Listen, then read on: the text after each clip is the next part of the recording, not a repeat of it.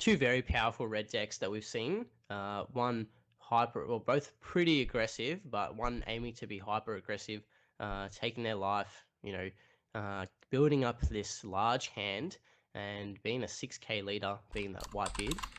Very difficult for a Zoro in which wants to spam a lot of 5k attacks to kind of push through. So going to need a bit more of an investment from the Zoro to start pushing damage. But when you have a board that's as wide as Zoro can build with such a powerful leader effect, being able to give everything plus 1000 power, yeah, look, it's going to be an interesting match. One that I'm keen for, but I personally think that Zoro can pull this away. What about you? What do you think is favored in this match? Like obviously, we've gone on our channel, of course, and we've made these profiles on these decks before they release, and I did get a chance to obviously play around with Whitebeard or Newgate, depending on if people want to go by the technical term or not. And there is about 3 different ways that you can kind of build Edward. There's like the rush version, there's like the stall version, and obviously there's another version where it's kind of like you spam 20 event cards or so, and then you get the field card out, and then you just kind of like, once you really want to get down to that 1 life or less, and then really start to make your turn count. So it all depends on which play style these players decide to go to. Whereas Zoro, it's kind of like, I wouldn't say stock standard, but it's a lot safer.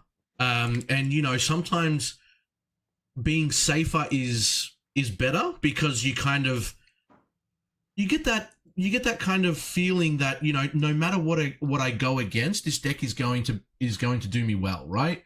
You don't have to worry about the 2 or 3 different ways to play Whitebeard. One loses to the other, and then the other one loses to the other, so it's like a triangle format just in Whitebeard's sense as well.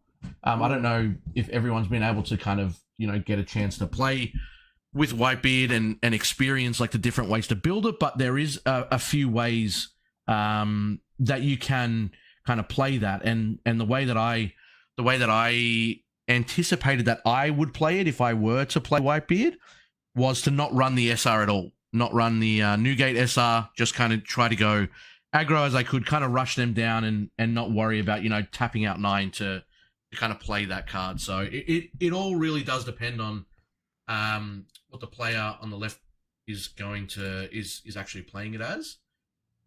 But look, we're getting into it now anyway, so we're about to find out. Looks like Newgate is going first, and it is going to be a best of 1, 30, is it 35 or 30-minute rounds, I believe it was? 35, yeah.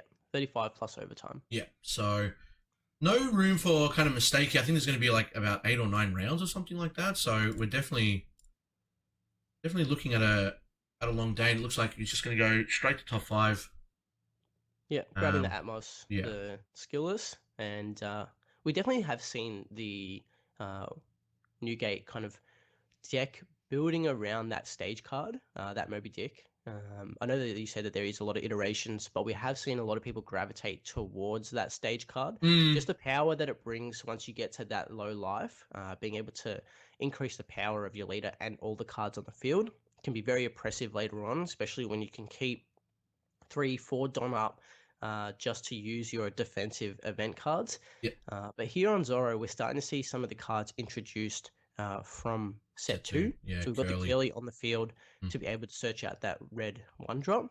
And it's funny how you mentioned, the Whitebeard pirate deck kind of dropping that Newgate SR. And we've seen it find its place here in the Zoro deck as well. A lot more interesting. Yeah, people have opted to include it into the Zoro to be able to buff up that leader on our opponent's turn as well, and have an option to start removing those 3Ks when we flip back to our turn.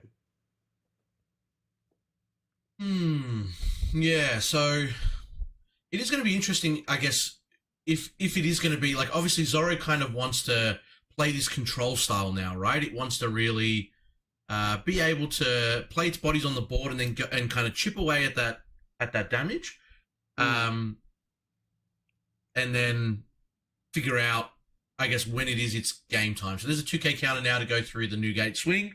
It is a 6K leader on on default for those that are not aware of that as well. And then Newgate also does crit his own, well, not crit, but takes his own life at the end of his turn if he doesn't use a card effect to negate that skill. So there is a couple of cards in the deck that allow you to negate that effect on Edward.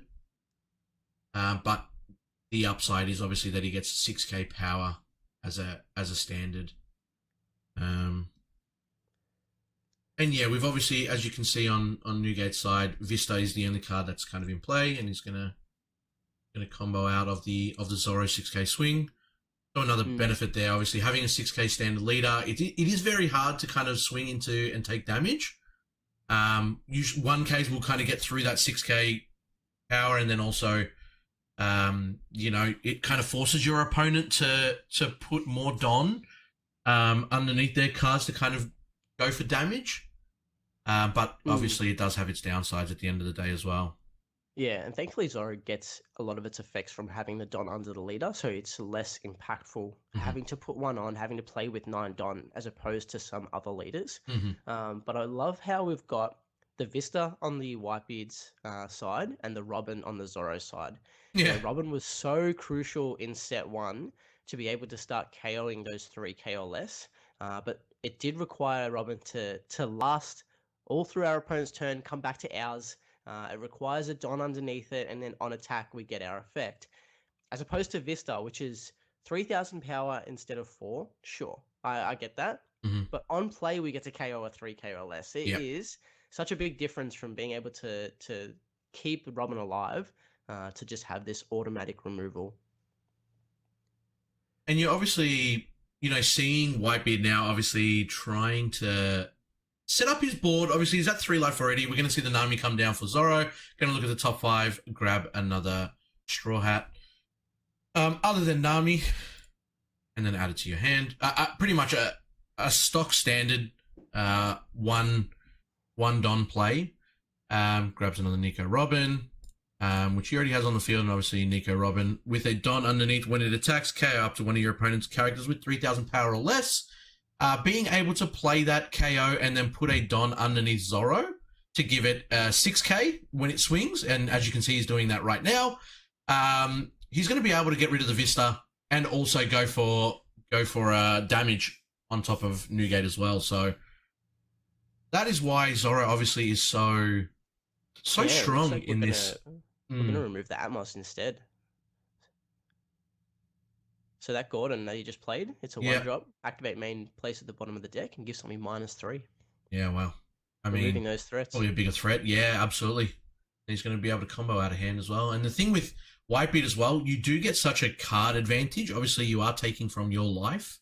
And you kind of want to defend because you're already going to take that life down as well. You probably want to be on about one life when you've got about, you know, the 7-8 Don situation. And wow, he's just bleeding his hand size there. I've seen a lot of Whitebeard kind of plays in which they choose not to defend their life. That they clear board as much as they can, keep trying to establish their board. They're going to get down to that 0, that 1 life anyway. So they just take those hits that they can. You know, maybe not all of them, but try and build up this gigantic hand.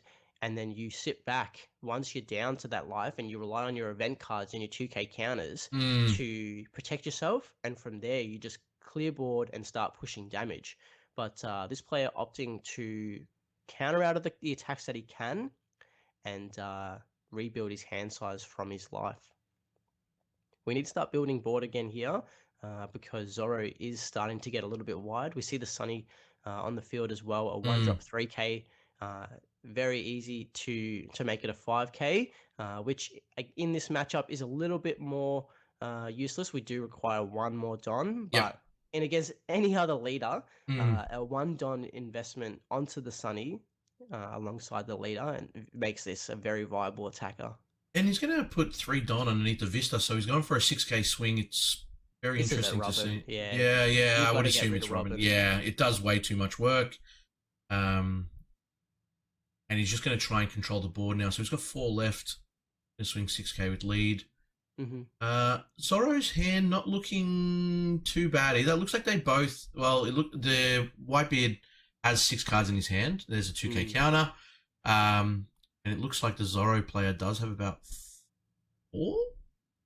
Yep. Yep. Looks like 4. And there you go. Vista's gonna KO the Sunny. Yeah.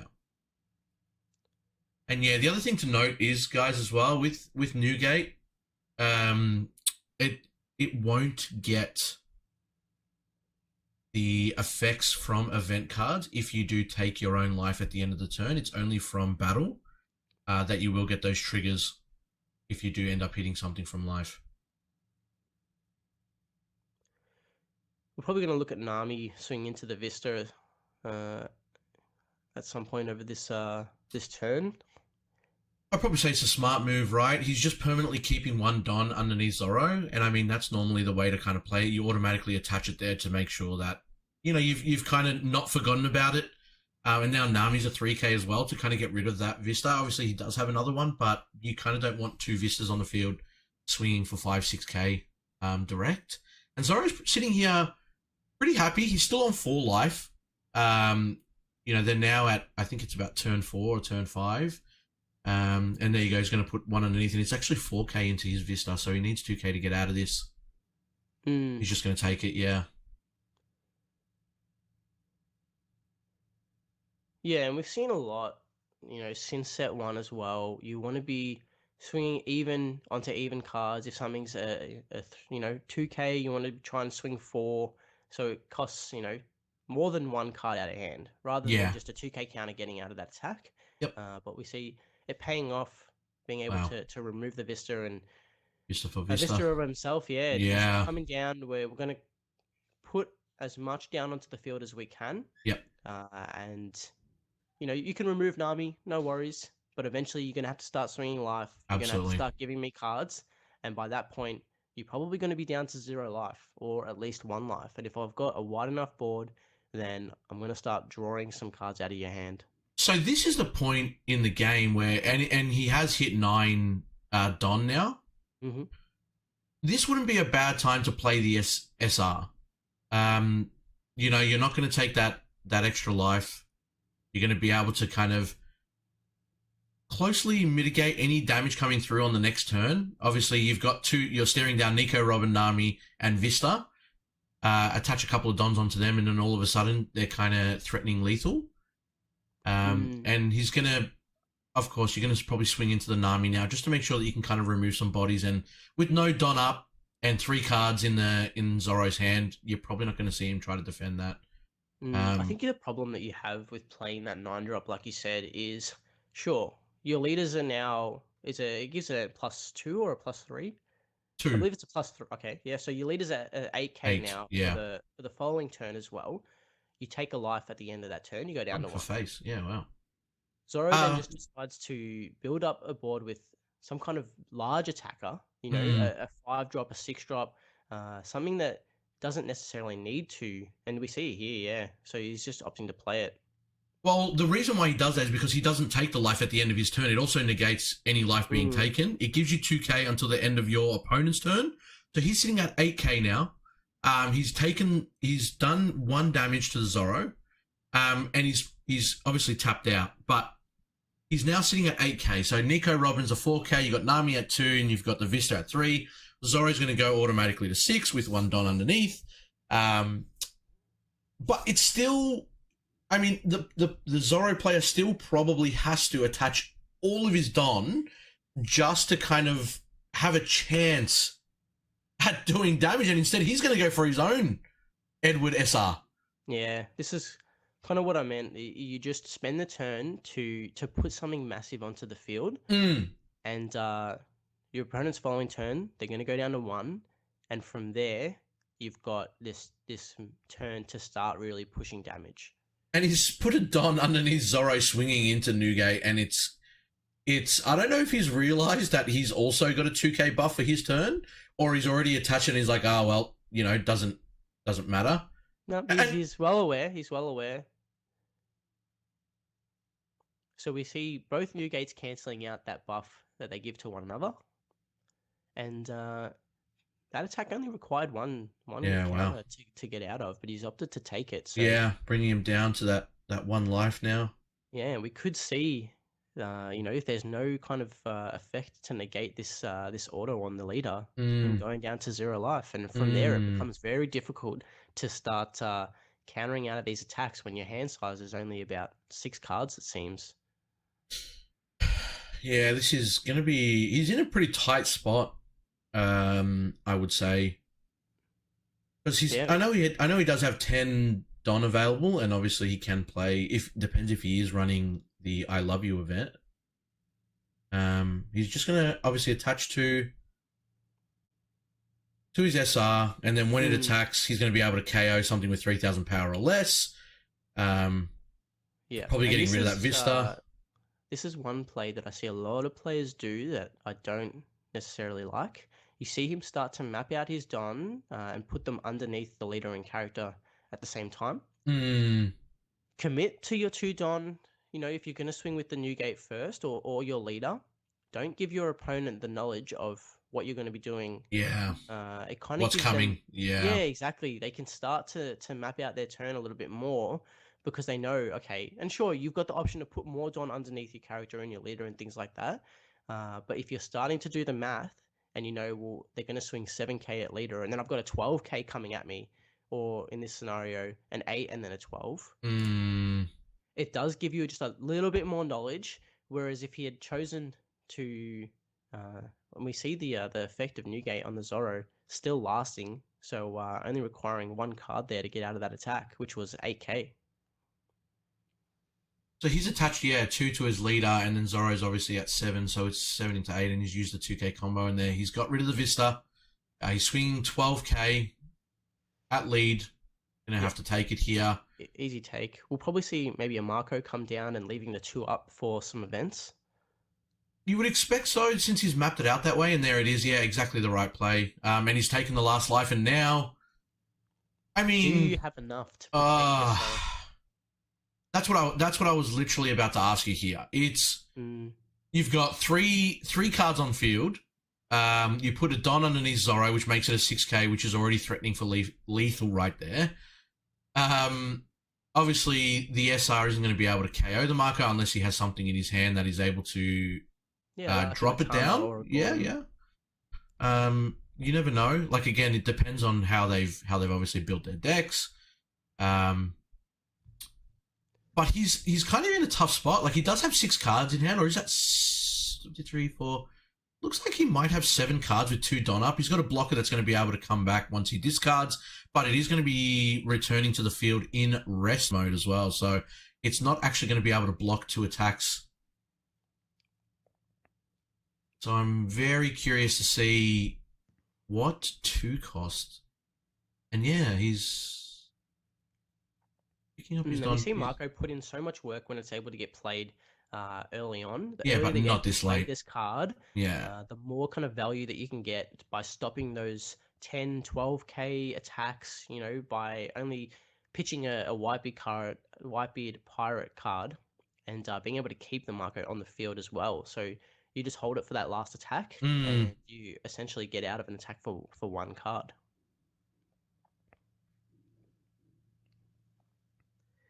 There you go. Gordon, yep. There you go. To minus that Marco. Yeah. Just being able to mitigate that 1 block. You're not even going to get the option to block. Everything is going at your face. And if you don't have the cards, we do have 2 Don up for the Edward Newgate, which can represent some pretty powerful 1-drops, things like Guard Point.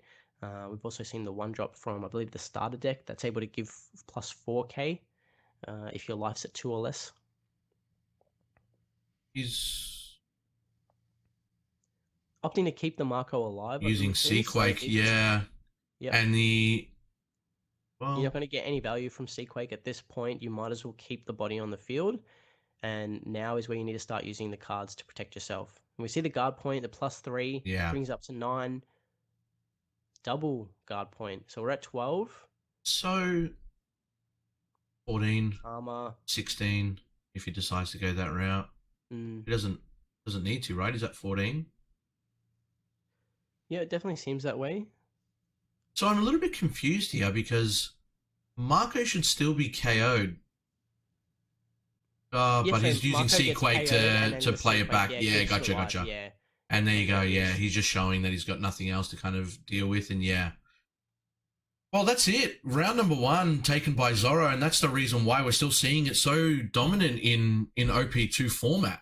I don't know if maybe he didn't see the marker early on. The thing with Zoro players, like, they like to go so wide so quickly and such little weenie bodies. And I mean, he was able to control the board like really well. He negated his Newgate SR with his own. He obviously played Nico Robin to kind of get rid of a couple of little weenies on the field. And the constant, like, Zoro doesn't really care about Newgate's stock standard 6K, right? He's always going to put 1 Don underneath the leader anyway. Yeah, and it does mitigate that, and it benefits a lot from the Newgate leader having to take its own life. We've seen how aggressive Zoro can be, and generally a lot of the other leaders, they need a bit more time to kind of get through to the later Don turns where they've got some more energy available to start defending themselves.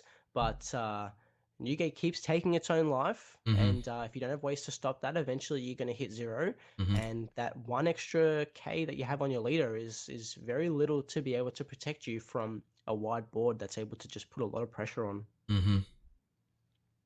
All right, guys, that is the end of Table 1, Round 1. We'll be going on to a short break here.